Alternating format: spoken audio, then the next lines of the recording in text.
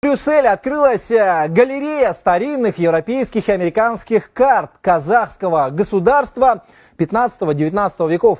В столице Евросоюза экспозиция представлена впервые. Наш собственный корреспондент Джанат Эрнст расскажет обо всем подробнее.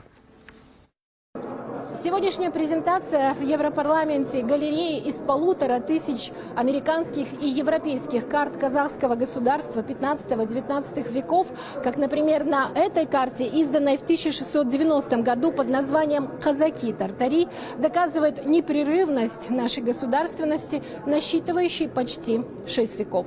С момента создания казахского ханства в 1465 году его название упоминается в атласах мировых картографических издательств США, Бельгии, Англии, Франции, Италии и Германии. Открытию этой экспозиции предшествовало издание книги «Атласа», включающей 130 старинных карт. Казахский ученый Мухит Ардагер Сыдыхназаров нашел их в библиотеках Европы и мира. По словам автора, его книга была издана в Брюсселе как дань бельгийским и голландским картографам. Они одними из первых отметили на своих атласах казахское государство. На многих картах казахское государство обозначено как стати Касаки-Тартари, то есть государство казахских тюрков. Поэтому наши предки, естественно, осознавали свою идентичность. Они знали, что есть арабоязычное, к примеру,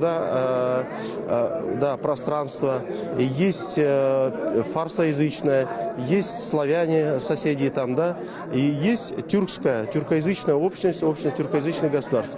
Поэтому тартари переводится именно как тюрки.